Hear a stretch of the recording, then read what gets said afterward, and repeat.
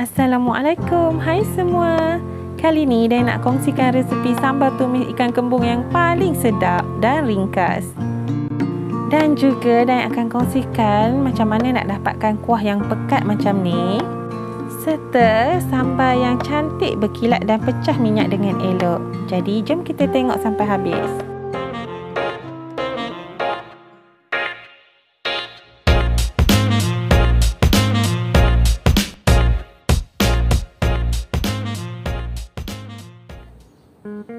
Untuk resepi kali ni, Dayang gunakan 5 ekor ikan kembung atau ikan pelaling ataupun ikan temenung kalau kat sebelah utara. Dayang dah kelar-kelarkan. Lepas tu letak 1 sudu teh garam halus dan juga 2 sudu teh serbuk kunyit sebagai perasa. Kalau ikan tu besar, jangan lupa untuk kelar ya. Boleh kelar ikut suka yang kita selesa lah. Untuk kita gaul-gaul dan supaya kunyit dan garam tu masuk kat dalam badan ikan tu. Ketepikan ikan, Dayang akan sediakan bahan untuk kisar. Dayang gunakan 5 biji bawang besar India, bawang besar yang merah tu. Potong kecil-kecil atau dadukan, kemudian masukkan ke dalam balang pengisar. Lepas bawang merah besar, dan gunakan 3 ulas bawang putih. Pun sama dan cuma potong kecil-kecil je. Lepas tu terus masukkan bersama dengan bawang besar tadi. Dan juga gunakan lebih kurang 1 inci halia untuk dicampurkan bersama dengan bawang merah dan bawang putih. Lepas tu Dayang gunakan dalam 20 tangkai cili kering. Cili kering ni Dayang akan gunting pendek-pendek. Lepas tu Dayang akan rebus. Cili kering rasa dia kalau buat sambal lagi sedap daripada cili boh ya.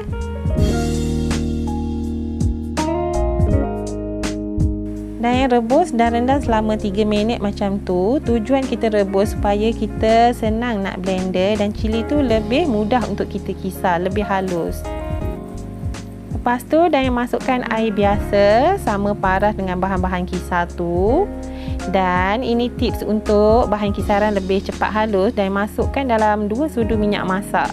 Jadi kalau ada biji-biji cili yang terlepas masuk, bahan kisaran tu akan jadi cepat pecah lah sebab kita letak minyak masak.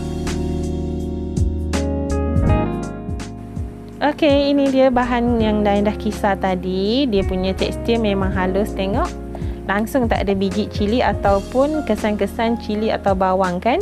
Memang halus.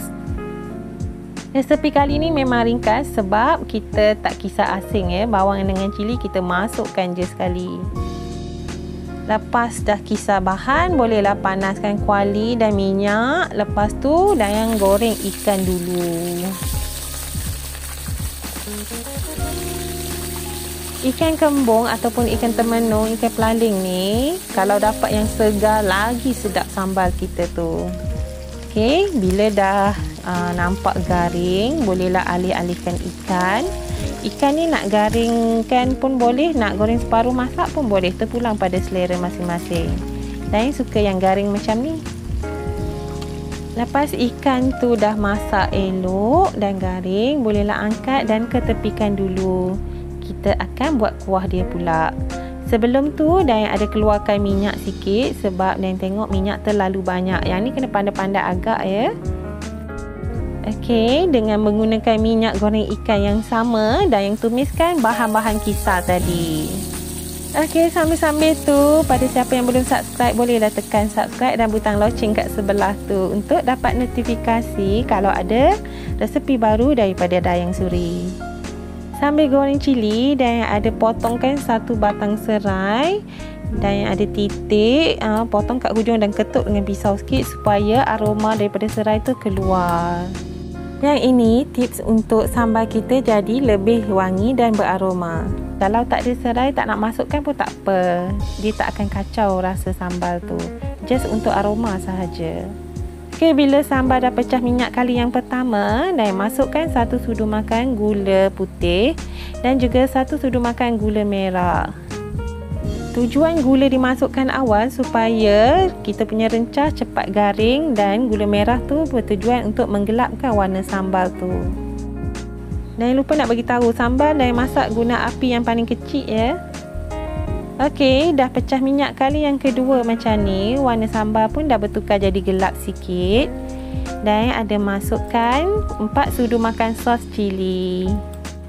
Okey, ini adalah tips yang Dayang nak kongsikan. Bila kita masukkan sos cili ni, sambal kita akan jadi lebih cantik, dan juga dia boleh membuatkan sambal kita jadi berkilat dan cantik macam tu. Lepas tu, masukkan 1 keping asam keping dan juga lebih kurang setengah cawan air sebagai kuah. Kalau tak ada asam keping, boleh masukkan 1 sudu makan air asam jawa. Pun sedap juga. Lepas tu kita biarkan sampai pecah minyak lagi sekali macam ni. Dia ada 1 lapisan minyak yang terhasil ke atas tu.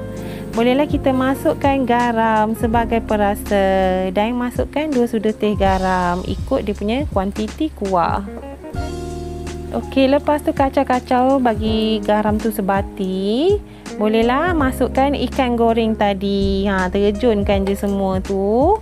Lepas tu kacau gaulkan biar kuah tu tutup badan ikan tu semua.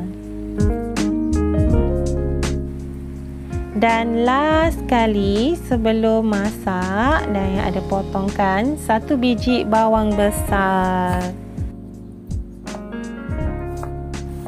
Bawang besar bolehlah dihiris nipis ataupun dimayang nipis.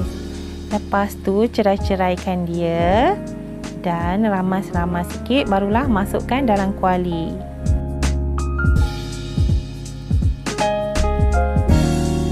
Untuk sesiapa yang suka bawang tu layu, bolehlah biarkan lama sikit. Macam Dayang suka tekstur bawang tu biar dia crunchy dan rangup macam tu. Jadi Dayang kacau dan gaul biar sebati kena dengan kuah semua, barulah Dayang tutup api sambal tu. Lauk ni walaupun tak mewah tapi sangat memikat selera. Sejak Dayang kecil lagi Dayang memang suka makan sambal ni dengan nasi putih ataupun diratah macam tu je. Tengok kuah dia tak pekat sangat dan juga tak cair sangat kan? Jadi ini tekstur yang Dayang nak. Dan lauk ni selalunya dipadankan dengan sayur lemak ataupun sayur air. Jadi selamat mencuba semua. Jumpa lagi. Bye.